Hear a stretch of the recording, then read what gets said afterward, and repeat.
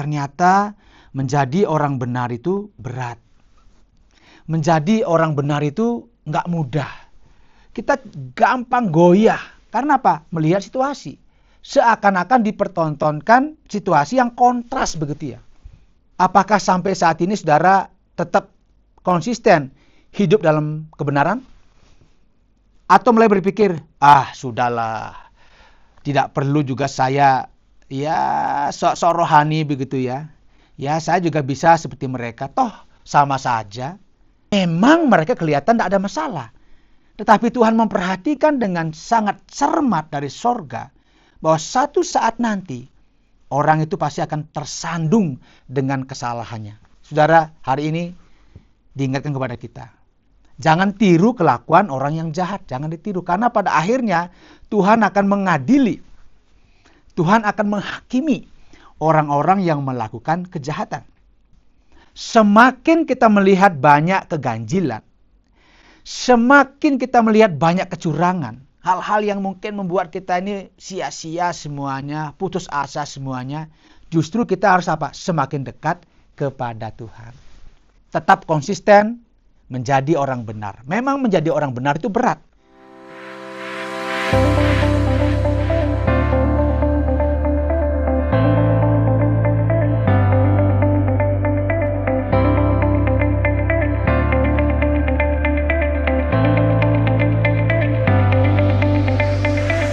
Wow, sangat senang ya kesempatan yang sangat berbahagia ini.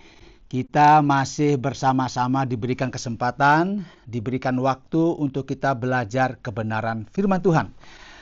Saya Pendeta Yohanes akan mengajak saudara untuk belajar kebenaran firman Tuhan, supaya kita sebagai orang Kristen, kita tidak hanya bekerja, dan kita lupa bahwa mengisi jiwa kita dengan apa? Dengan kebenaran firman Tuhan. Saudara, di tengah-tengah situasi, di tengah-tengah lingkungan yang kadang-kadang kita melihat langsung. Ada orang-orang yang melakukan kecurangan-kecurangan. Ada orang-orang yang tidak jujur. Bahkan tingkat korupsi yang begitu tinggi. Kadang-kadang pertanyaannya bagi orang-orang yang senantiasa dia dekat kepada Tuhan, senantiasa dia rajin ke gereja, dia suka memberi persembahan, dia suka berbuat baik. Mungkin bertanya begini, kenapa ya orang-orang yang melakukan kecurangan, orang-orang yang hidupnya nggak benar, tetapi mereka aman-aman saja? Pernah bertanya nggak? Kadang-kadang kan begitu ya. Kadang-kadang malah mereka sepertinya tidak ada masalah. Tetapi saya ini kan setiap hari ke gereja, bahkan mungkin mohon maaf ya, ada orang yang tidur di gereja juga dia. Tapi dia juga bisa sakit, dia juga kesulitan ekonomi, dan dia juga merasa bahwa kok begini hidup ini ya. Apakah Tuhan itu adil? Apakah Tuhan itu memperhatikan saya? Dan itu menjadi pertanyaan. Karena itu orang mulai berpikir begini, ternyata menjadi orang benar itu berat. Menjadi orang benar itu nggak mudah. Kita gampang goyah. Karena apa? Melihat situasi. Seakan-akan dipertontonkan situasi yang kontras begitu ya. Seharusnya kan begini ya. Kalau kita rajin berbuat baik, kalau kita rajin melakukan sesuatu yang memuliakan nama Tuhan, seharusnya kan hidup kita diberkati. Betul ya? Pasti harus diberkati. Kan begitu sebenarnya harapan kita. Tetapi kenyataannya ada orang-orang yang mohon maaf ya mungkin tidak terlalu peduli dengan agama. Bahkan dia mungkin dalam usaha mohon maaf mungkin curang juga dia. Dia melakukan hal-hal yang tidak benar dan sebagainya. Tetapi aman-aman saja. Dia tambah sukses. Hartanya berlimpah-limpah. Tetapi bagi orang-orang yang mempraktekkan hidup yang benar. Mempraktekkan hidup yang senantiasa berkenan kepada Tuhan. Hampir sepanjang tahun selalu pernah berkunjung ke rumah sakit. Ya sakit A, sakit B, sakit C. Mungkin mulai bertanya, kalau begitu apakah saya harus konsisten mempertahankan diri saya menjadi orang benar? Atau saya akan ikut saja kepada mereka? Ini menjadi pertanyaan-pertanyaan yang kadang-kadang menggelayut di pikiran kita. Memenuhi pikiran kita mungkin ketika kita tidur, ya, ketika kita merenung sendiri. Terus apa gunanya saya melakukan semua ini? Saudara, ini juga yang dialami oleh penulis Mazmur. Dia menyatakan sesuatu yang bagi saya sendiri kaget juga saya. Mungkin saudara ingin tahu apa yang dikatakannya. Saya akan bacakan bagi saudara. Silakan bagi saudara yang mengikuti acara ini bisa dibuka di Mazmur nomor 73. Itu di ayat 13 dikatakan begini. Saya bacakan ya. Sia-sia sama sekali aku mempertahankan hati yang bersih dan membasuh tanganku tanda tak bersalah. Loh, sia-sia sama sekali aku mempertahankan hati yang bersih dan membasuh tanganku tanda tak bersalah. Waduh, sia-sia semuanya, nggak ada gunanya. Pemazmur berputus asa, saudara. Dia merasa bahwa terus apa gunanya semua ini? Dikatakan dia membasuh tangan tanda tidak bersalah. Artinya dia selalu berjuang untuk tidak mengotori tangannya dengan kejahatan. Entahkah dengan mencuri, entahkah dengan berbuat curang, entahkah dengan melakukan hal-hal yang tidak benar dan sebagainya, dia berjuang. Makanya dikatakan membasuh tangannya, bersih. Tetapi dikatakan sia-sia sama sekali. Mengapa, saudara? Karena dia melihat fakta, ya, melihat kenyataan yang ada di lingkungannya, di sekitarnya, di masyarakat di mana dia tinggal. Dikatakan di dalam kitab suci, dikatakan begini. Sebab kesakitan yang membawa maut, ayat 4, tidak ada bagi mereka. Dan tubuh mereka gemuk. Loh, ayo, bener kan? Jadi dikatakan tidak ada kesakitan yang sampai membuat mereka mati begitu ya. Bahkan dikatakan tubuh mereka gemuk, artinya sehat. Mulai bertanya begini, dah kalau begitu sia-sia dong saya mempertahankan hidup yang benar. Sia-sia saya mempertahankan hidup yang memuliakan Tuhan. Pertanyaannya, jika saudara melihat keadaan seperti itu, mungkin saudara juga bertanya yang sama. Apakah sampai saat ini saudara tetap konsisten hidup dalam kebenaran? Atau mulai berpikir, sudahlah, tidak perlu juga saya sok-sok rohani begitu ya. Ya, saya juga bisa seperti mereka, toh sama saja. Mereka juga akhirnya gemuk-gemuk, artinya tanam makmur. Mereka toh akhirnya tidak kena masalah, bahkan dikatakan di sini, sebab kesakitan yang membawa maut tidak ada bagi mereka. Nggak ada, artinya mereka ini dianugerahi kesehatan yang luar biasa. Pertanyaannya, ya Tuhan apa yang nggak lihat ya? Ini kadang-kadang menjadi menjadi pergumulan kita ya. Menjadikan kita mulai ragu tentang kebaikan Tuhan, meragukan kita apakah Tuhan itu memperhatikan apa yang saya lakukan. Buktinya orang itu melakukan banyak kesalahan, ya nggak apa-apa tuh. Tetapi pada kesempatan ini, saya ingin menyampaikan sesuatu yang mungkin ini akan mengagetkan kita.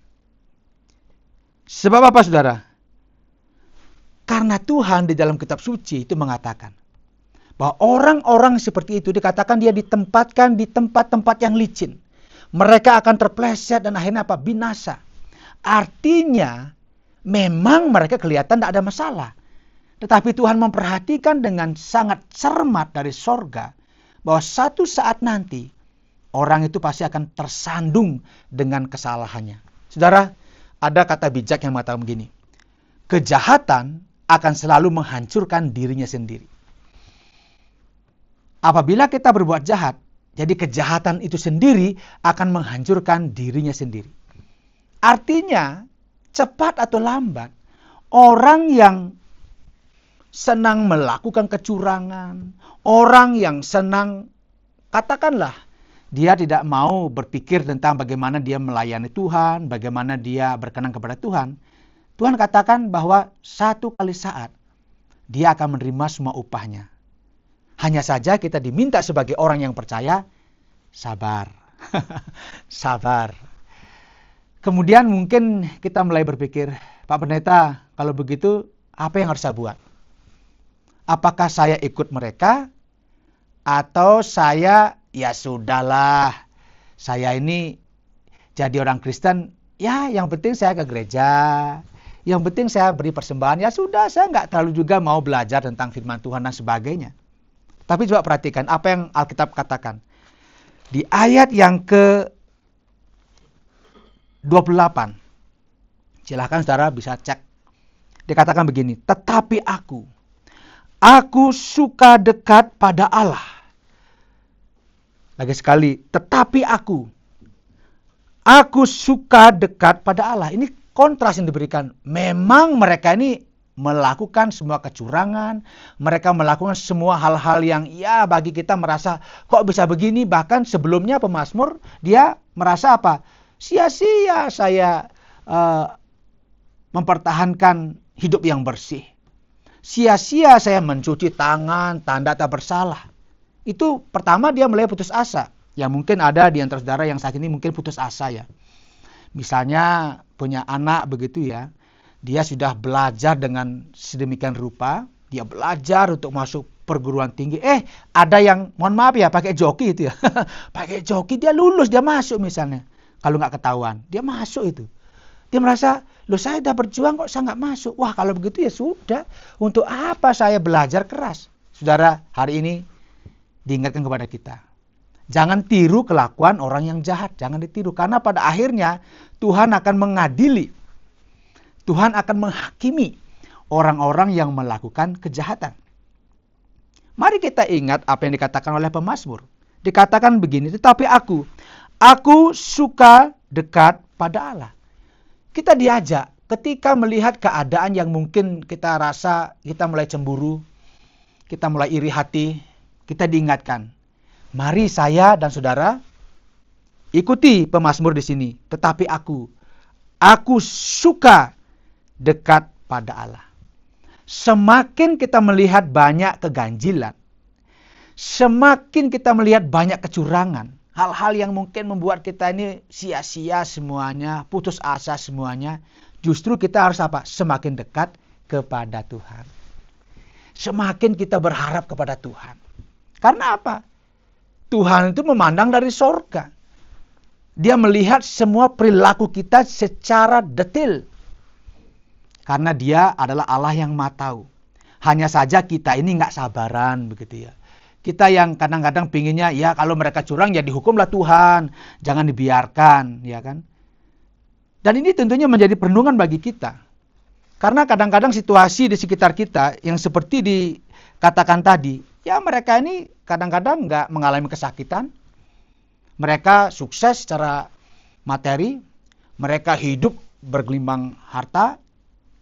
Nggak masalah semuanya itu. Silakan. Orang bilang no problemo. Nggak masalah. Tetapi bagi saya dan saudara sebagai orang Kristen, sebagai orang yang percaya kepada Tuhan, kita diingatkan. Ketika melihat keadaan seperti itu, kita diingatkan untuk apa saudara? Tetapi aku suka dekat pada Allah. Tetap konsisten menjadi orang benar. Memang menjadi orang benar itu berat. Tetapi tetap konsisten karena kita percaya bahwa Tuhan akan memberkati kita. Bahkan di bagian selanjutnya dikatakan, Tuhan Allah ku tetapkan sebagai tempat perlindunganku. Tuhan yang akan melindungi kita. Tuhan akan menjaga kita. Keluar masuk kita akan dijaga oleh Tuhan. Kiranya ini menolong kita agar kita menjadi orang Kristen yang senantiasa konsisten menjadi orang yang benar sekalipun itu berat. Kiranya Tuhan memberkati, tetap setia mengikuti acara Terang Warta Rohani. Terima kasih Anda sudah mengikuti program kami. Jika Anda diberkati, jangan lupa like, komen, dan share supaya Anda tidak ketinggalan setiap program terbaru kami. Jangan lupa juga untuk subscribe channelnya dan nyalakan loncengnya. Jika Anda ingin mendukung pelayanan kami, bisa melalui rekening kami berikut ini atau menghubungi kami di sini.